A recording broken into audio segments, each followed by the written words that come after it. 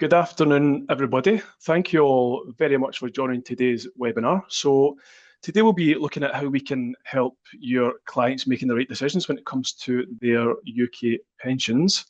So my name is Nick Anderson. I'm representing the East Coast of Australia today over in the Sydney office, and I've got my colleague Steph Mills. She'll be running through today's presentation with you as well, and she is based over in Perth. So Steph and I are UK pension transfer specialists. So that allows us to have discussions with your clients in Australia about their UK pension assets. So just a bit more about BDH Sterling, who we are, what we can offer, how we can help your clients. So we are, as I mentioned, a chartered financial planning firm, and we have the pension transfer specialism. So that allows us to discuss UK pension assets and whether that it's beneficial for your clients to keep it where it is in the UK or bring it across to Australia. So that also allows us to advise on defined benefit pensions. So you may be aware, those that have worked with us in the past, that the defined benefit pensions they come with a few extra bells and whistles and need a bit more care and attention when it comes to the analysis and research. We also will look at the QROPS, which is the vehicle that will receive any pension transfer from the UK, and we can provide that advice as well in regards to the most suitable option there. So we have over 16 years experience in providing UK pension transfer advice. So we're seasoned professionals in the game. And the good thing about using BDH Sterling is that everything is dealt with in-house. So the advice, the analysis, research, administration, everything's dealt with by us. There's no outsourcing. And the benefit of that is also we've got offices in both the UK and Australia. So we've got work all around the clock as well. We are highly rated on both Google and Trustpilot, with various reviews on there, so you can check us out on that as well. And in addition to the UK pension advice that we can provide, we can also provide advice in relation to other areas, such as if you've got a client who's got a super and they're moving back to the UK, we've got a UK office that can look to pick up that on the other side as well. So just the usual compliance disclaimers, you've probably heard it all before. So today's presentation is general by nature. It does not constitute financial advice. If you or your clients are looking to get something that's a bit more personalised and tailored, then please feel free to reach out at any time and we'll give you some sort of personalised advice. So in terms of today's agenda, so we will look at the various types of UK pensions that there are and the types of pensions that your clients will likely come across at some point, whether they are transferable or whether they have to remain in the UK, and we'll touch on that in a bit more detail as to why that would be the case. As I mentioned before, we'll look at the QROPS vehicle that will receive any transfer from the UK. And what we will actually look at as considerations as to whether a transfer from the UK to Australia is suitable, because it's not always the case. We'll look at the benefits of doing the transfer from the UK to Australia, and we'll discuss some changes that have happened in the UK pension landscape in recent years, and also forecast some potential changes that are on the horizon as well. We'll look at the options that there are from a UK pension standpoint, and whether that's drawn from it as an income or a lump sum, or whether the option will be to transfer it to Australia. And because we offer a business-to-business service, we'll provide a bit more detail and flavour to that as to what we can do to help you as well as your clients. And we'll look at the process from start to finish, give you a bit of a timeline as to what that would look like as an end-to-end process. And then, as always, we'll finish with a Q&A session. So feel free to get your questions in the Q&A section, not the chat box, I believe. So it's a Q&A section. Feel free to put some questions in there throughout the session, and we'll touch on those at the end. And any questions that we don't get a chance to get to, then we will follow up at a later date with you. So to kick us off on the topic of the different types of pensions that there are, and when your client may look to actually consider a transfer, I will hand over to Steph Mills. Perfect. Thank you, Nick, and good afternoon, everyone. So there are two main types of UK pensions. These are defined contribution schemes and defined benefit schemes, both very different. Defined contribution schemes are typically like superannuation here, where they are funded by contributions, but they're also invested. So members do have a choice of how this money is invested with these types of schemes, and contributions are funded by the member and employer, which in turn allows them to receive tax relief in the UK, which is a different benefit of that structure there. When clients are 55 in the UK, they're able to access benefits from these schemes, even if they're still working. And their options for access are lump sums, typically 25% of the fund value, and then flexible income options. So this allows members to take some income in 1 year and none in the next year, and really vary that in line with anything else that they have going on income-wise. Defined benefit schemes are very different again, where they don't have a fund value, but the employer takes on all of the risk with the investments and manages the scheme. But they are really to provide guaranteed income for life. And this income is generally indexing throughout retirement and also looks after the spouse. This is usually 50%, but it can be more generous on death. The amount of income that a member can receive from a defined benefit scheme is really dependent on a few different things, but based on salary, length of service, and accrual rate. And we do see these differ from scheme to scheme. Where members are looking at a transfer option for a defined benefit scheme, the scheme will provide a cash equivalent transfer value. And this is a value that is really the capital value to give up all of that guaranteed income and move to a flexible pension arrangement. These transfer values are typically for 3 months. So that means that we need to do all of our research, our analysis, our recommendations, and if we implement transfers in that time period.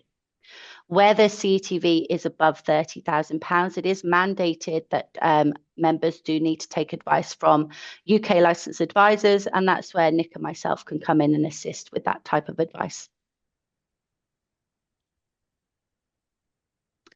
There are many different types of schemes in the UK that can transfer, and there's also some that can't transfer, which I'll touch on. But the main ones that can transfer are those defined contribution schemes that we just spoke about, and private defined benefit schemes. So schemes like Chevron or Shell, and also public sector funded defined benefit schemes. So local government schemes, these may be where your clients have worked for the local council, but they can have stipulations on the age that they're able to transfer. For example, local government schemes tend to not allow transfer options after 1 year before that scheme's normal retirement age. Also, many cure-ups allow transfers as well. In the UK, there are some schemes that cannot transfer. These are the UK state pension. So this is the government pension that a lot of Australian residents that have worked in the UK will have benefits in. And this is a secure income. Public sector unfunded defined benefit schemes cannot be transferred because they're inside of a transfer ban. And these are schemes such as the NHS, some police pensions, civil service or teachers pension schemes. And where any private defined benefit schemes have become insolvent and the scheme members are now in the pension protection fund, which still pays that income to members for life, anyone in the pension protection fund cannot look at a transfer option either. And annuities are not able to transfer in the UK.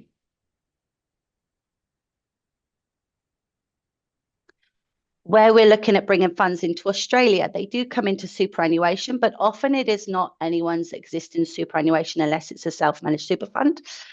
This is because it needs to be a cure-ups, and a cure-ups needs to meet certain obligations to HMRC to run compliantly and receive UK pension money. Members also need to live in the country that cure-ups is. So when we're looking at Australian residents, the cure-ups must be held in Australia to not breach any rules in the UK and trigger what's called the overseas transfer charge, which could see the fund pay 25% to HMRC for going into a country that isn't where they live. But these are really designed to not provide any better benefits than the UK pension landscape. Some of the main stipulations here are that your members must be over 55, that they cannot hold any direct residential property, and they cannot hold any income protection plans. There can be some significant tax charges if there's any breaches on running a cure-ups compliantly. And you'll see that members have 2 options. So there's a retail scheme, which many of you may be familiar with, that one scheme that's available here, and also self-managed super fund that you can add the cure-ups obligations on by application to HMRC. There are ongoing reporting requirements for either option. So whenever you're looking at bringing funds through to cure-ups, there is ongoing reporting requirements to HMRC for up to about 10 years, depending on the client's circumstance.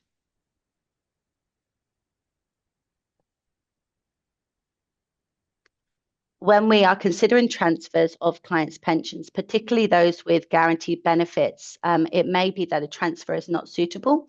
The FCA, which is the regulator in the UK, they do start from the assumption that any UK advisor should consider a transfer out of a defined benefit scheme as not in the client's best interests. And this is largely around the loss of guaranteed benefits, but also members not being comfortable or able to take on the risk that comes with transferring out of this type of scheme. They also lose protections. We touched on before that there's a pension protection fund. If you transfer away from a defined benefit scheme, you lose that protection of being able to fall into that fund if anything happened to your scheme. It may not be tax effective to consider a transfer either, and really ultimately suitability for any type of transfer from the UK into CureOps is dependent on personal circumstances of the client, and any advice we provide is personal.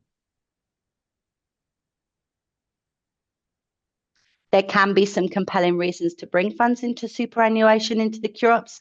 One of the main things here is removing long-term currency risk and being able to have currency in dollars and having your assets invested and paid out as AUD rather than in sterling. We've seen that the currency over the last 10 years has an average of 184 to the pound, but even over the last 6 months or so, we've seen it a lot higher than that, where it's held over 2 for a long time, and it's just dipped to around 1.9 in recent months. Some other reasons to consider a transfer are simplification of assets, having everything in the country that your clients live in, having those control of investments and having that in dollars rather than sterling. Tax efficiency is a big one because superannuation does provide that tax-free income in retirement, which compared to the UK, where you're receiving any pension income as taxable income in Australia. You're also moving away from the UK rules, so this is minimising any ongoing legislation risk. And estate planning and legacy can be a big one, generally where you've got clients that have their beneficiaries in Australia as well. The tax efficiency of death payments from super is normally more advantageous than a UK pension scheme. There have been some recent changes over the last few years in the UK that have affected pensions and this type of advice. And for any of you that have gone through the transfer process with us or with your clients will know that the first one is quite a big one in terms of timeframes. So any UK provider has obligation to ensure that they are checking that members know what they're doing when they're undergoing a transfer out of a UK scheme. And this means they have increased due diligence. So often they are asking clients to complete questionnaires or have a guidance phone call to ensure that they really understand why they're doing what they're doing to transfer away from a UK scheme. We do see that this increases timeframes on transfer quite significantly, but it is a good step. It's all around protecting consumers and making sure that they're not getting scammed. In April 2024, we saw the removal of the lifetime allowance. So the lifetime allowance meant that any benefits or CureOps transfers that were paid within that amount were tax-free from the UK's perspective. And if you were above the lifetime allowance, you generally had a tax charge on those funds above that. We've seen these be replaced by 2 different allowances that are quite similar, the overseas transfer allowance and the lump sum allowance. So we work within those when we're looking at strategy work for your clients. And then in April 2025, we saw HMRC remove any new applications for protection. So the last protection that you could apply for was Fixed Protection 2016. This was to do with the lifetime allowance, which meant that your clients could access a higher lifetime allowance than standard, with the last one being 1.25 million. So no new applicants for that, but if you do have members that have this protection, it's very valuable and it's still in force. There are some other older protections as well, and this means that they have more availability to bring funds out of the UK tax-free. A fairly big change that happened last year as well was around domicile rules to do with tax liabilities. This has been replaced by a simpler statutory residency test. And some changes that we're expecting to come up over the next couple of years. So a big one that you'll all be aware of coming into play in July, we'll expect it to, is that the non-concessional contribution cap is moving to $130,000. And this in turn will increase the total super balance when we're looking to bring a 3-year non-concessional payment in to super. That will increase in turn as well. In April 2027, this is a really big one for UK pensions. It's all around UK inheritance tax, and that pensions that are unspent, so your defined contribution schemes rather than your defined benefit schemes, will come into a person's estate for inheritance tax for anything that's above the UK nil rate band, which is £325,000, taxed at 40%. And then April 2028, this is where we're seeing the normal minimum pension age increase from 55 to 57, and that in turn will increase the cure-ups age as well. So this will be the age that members can access benefits from the UK pensions or bring funds into cure-ups. So this section will look at the mechanics that an individual can look at when trying to extract money from the UK, and some stipulations to be aware of as well. So if a member of a UK pension living in Australia is looking to access some money from their pension, then they've got a couple of options. So it's usually an income, a regular income, or a lump sum that they can draw. So under the income option, if an individual sets up a regular income from their pension, then that would just be taxed in Australia as if it was a salary. So it'll be taxed at the marginal rate, added on to any other income they've got here, and would go on their tax return at the end of the year. Because there is the double taxation agreement between the UK and Australia, then that means that because the ATO have taxation rights on that income, then they shouldn't be subject to tax in the UK as well. One thing to be aware of is that HMRC may deduct tax at source on any income, but because they're paying tax here in Australia, they should be available to get an offset on that income tax, or they can get a rebate at the end of the UK financial year. In the lump sum option, so in the UK pension universe, there is a 25% tax-free lump sum option. That isn't universally acknowledged. That's only really tax-free for individuals that are living in the UK. And the way that the ATO would look at that 25% tax-free lump sum is essentially, they would look at what's called the applicable fund earnings, which is essentially the growth of the pension since the client has been in Australia. So if there's any applicable fund earnings or growth within that lump sum, then that individual will be taxed at their marginal rate upon taking that lump sum out of their pension. So you can imagine if someone's got a fairly hefty pension in the UK and they take a 25% lump sum, then there could be some hefty tax bills to pay over here in Australia. So if a member was to transfer the UK pension to a cure-ups in Australia, so I touched on the applicable fund earnings there. If they transfer the applicable fund earnings into the cure-ups, that would then be taxed at the concessional rate of 15%, as opposed to the member's personal rate, which would be at their marginal rate. So could potentially be significantly lower if they're still working at that point. Any transfer into cure-ups that is in excess of the growth component has to come across in line with your non-concessional contribution caps, as Steph mentioned earlier on. So in the instance where the client's got a large fund, we may have to look to split that up over multiple years to ensure that they remain within those non-concessional caps. So that's something we would look at. We would look at the fund, how much growth has there been since they arrived in Australia, and we'd put together a strategy to get that money out of the UK, and we would be able to identify clearly how many years that will take to get that money over here. So looking at some case studies that we've put together for previous individuals. So this is for a client who has reached the minimum pension age threshold of 55 and is looking to bring some money across to Australia. So in the instance that we've said, yep, it's suitable, let's bring the money across here, then we would look to then, if they've got multiple funds, we'll consolidate them into a single fund in the UK. And in this instance here, they've converted to AUD in the pension that they've transferred into in the UK, and they've got about $740,000 here. So once we've consolidated into a single fund, what we'd look to do, as I mentioned before, is break it into smaller segments, because that allows us to have a bit more control over how much goes into the cure-ups and when it goes across as well. So we would transfer the applicable fund earnings, the growth component, via a second SIP, a second pension with the company, and that ensures that it's taxed at the concessional rate of 15% as opposed to the client's marginal rate.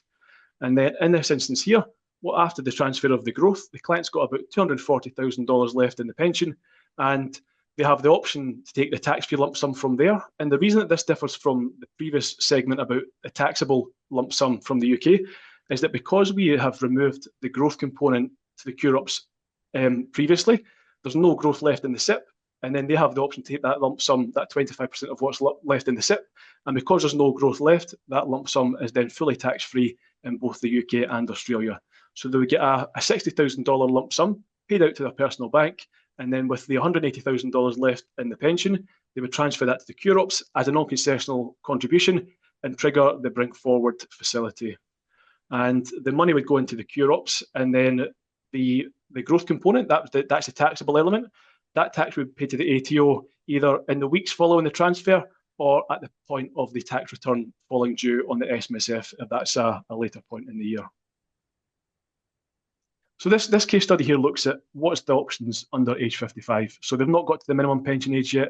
So in this instance, we would still look at, is it beneficial for a client to consolidate their pensions into a single SIP in the UK?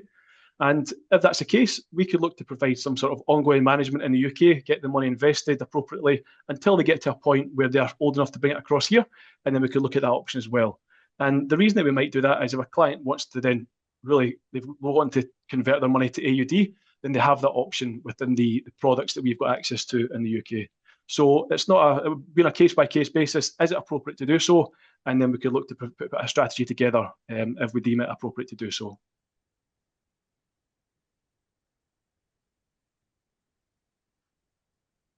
So what can we do for you and your clients? So Nick and myself, along with our colleague Josh, we all work in our B2B team. And we work with other advisors in the firm where we potentially provide you that QROPS advice as well. So you may see that you work with two BDH advisors if we're providing the QROPS advice as well, which would be limited to the product only. And ultimately, our goal is to pass the client back to you when funds arrive in Australia. Because we don't outsource anything, you can be assured that we have staff on the ground in the UK who are dealing with the UK providers there, trying to get the members' cases working through as quickly as we can. But because we provide UK regulated advice, we take on full responsibility for our pension advice, removing your ongoing compliance risk. And we're always happy to have calls with you if you have any technical queries that come up on UK pensions, anything that you're not sure on. We're always happy to get in touch and support there as well. So a little bit about our process, and this may be similar to yours, but the bad news with our process is that it takes a long time. So UK pensions, if we do recommend transfers and if we ultimately recommend to come into Australia, you can see that a typical time frame is around 1 year from engagement. And this is because there is a lot of additional steps that members need to undertake for that UK advice, but also for the implementation that we talked on before. So the first part would be a complimentary meeting with one of us to discuss your client's options with them and with you if you'd like to come along. And after that, if they engage, it's a full suite of paperwork, and then we're starting the research. So the research can take several months. When we've got the research underway, we will reach out for a discovery meeting where we're really understanding what's important to the client and what are their needs in retirement with these pension funds.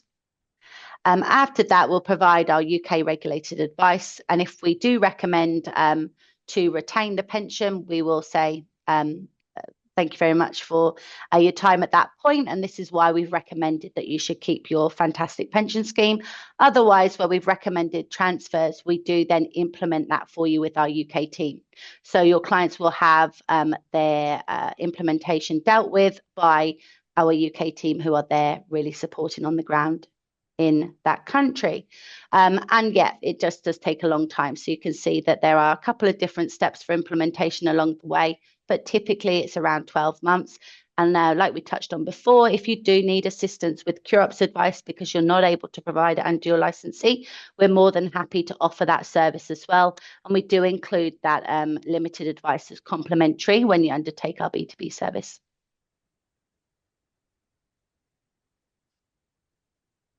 All righty, thank you, Steph. So we'll just jump on to the Q&A segment, and we'll just run through some questions that we've got, and then anything that you've got in addition to these questions, feel free to reach out to Steph and I after as well. So first question, I will throw to you, Steph. Okay. do you need to be a permanent resident to transfer to a QROPS, or does it apply to temporary residents or on a bridging visa? Yeah, good question. So technically you could transfer, but we would not typically do that because the rules of superannuation are that you have to be a permanent resident to access. So we do take risk interview there. So really kind of understanding how likely is the permanent residency. So we would typically wait for somebody to have permanent residency before we are bringing funds into superannuation into the QROPS. Perfect, thank you.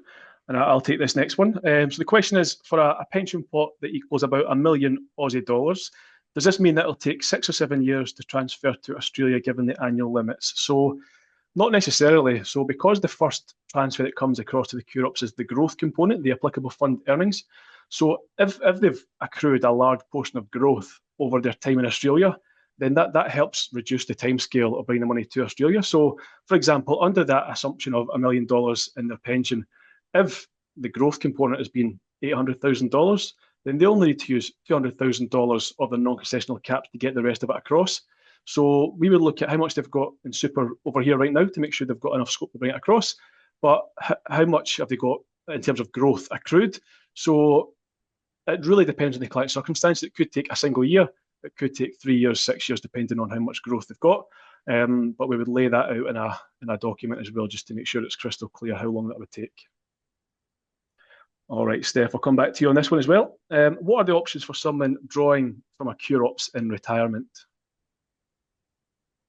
What are the options? Well, so if drawing from a QROPS in retirement, so yes, there are some reporting obligations that need to happen to HMRC whilst your funds are in QROPS. So as long as you're making sure that those reporting events are happening to HMRC, everything's compliant there. The retail scheme will do it for you. If you've got a self-managed super fund option, normally you can engage accountant to do it. But normal super rules apply. So once you meet condition of release, you have full access in your QROPS, even if you're within the QROPS member payment provision periods. So you can still draw down on your QROPS if you meet the Australian obligation to do so. So condition of release. Perfect, thank you. So other question I've got here that I'll tackle is, if a client has multiple pensions, would you transfer these individually or collectively? So this comes back to, so we would review each pension individually in its own right. So a transfer for one pension might not be suitable for another. So if a client's got 3 or 4 pensions, we would review them all individually. And then if it comes to the point where we recommend transferring some or all of them as suitable, we would likely look to consolidate them into a single pension, because that gives us a lot more control over the actual timing of that transfer, which is particularly important when it comes to end of financial year, and if we're looking to try and get money either side of the financial year. So by consolidating them into a single fund, gives us control as to when the money goes. It also allows them to convert into Aussie dollars, which isn't available in probably 90% of UK pensions. So with the products that we have access to and that we use, they have the ability to convert to Aussie dollars before the transfer into the QROPS. So it's very likely that we would consolidate, and then from that point, transfer from the QROPS if they are old enough to do so. All righty, so we've got a question, Steph. What balance would you think makes a QROPS SMSF worthwhile? Oh, that's a tough one. In terms of balance, I think sometimes if you're looking just on costings and comparing it to the retail fund, there is kind of a tipping point on when one becomes more attractive than the other from a cost perspective.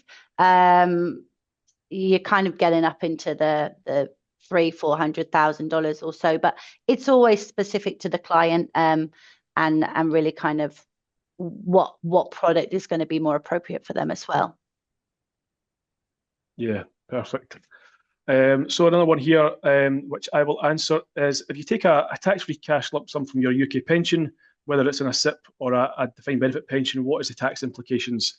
So the main thing that the ATO will assess is there growth in that lump sum? And if the answer is yes, then that element of growth is then taxed at the individual's marginal rate. So if an individual draws money from a lump sum from a defined benefit pension, that is going to contain growth because that's the first transaction that the individual will take in relation to that pension. So there's not been a chance to then remove that growth. So if they take a lump sum for the defined benefit pension, it's very likely that there's going to be growth within that, and they will need to reach out to the ATO, who have a methodology and a formula that they'll calculate how much tax is due on the lump sum from that defined benefit pension. Whereas with the strategies that we would look to do for a client, if they wanted to get a lump sum out of their pension at age 55, then we would have to do that two SIP strategy that I mentioned earlier on. We would remove the growth, transfer the growth to the QRUPs first, and then once the growth has been removed, they can take 25% of what's left in the SIP as a tax-free lump sum. So the SIP is a much more modern, flexible product, whereas the defined benefit pension by nature is a bit more rigid in its structure. So by having the money in the SIP, you've got a bit more flexibility in terms of how you would access that money in retirement. So yeah, certainly within the SIP, you've got the ability to access that lump sum tax-free. All righty. So in what instances, Steph, would you recommend that a client would leave their UK pension in the UK rather than bringing it across to Australia?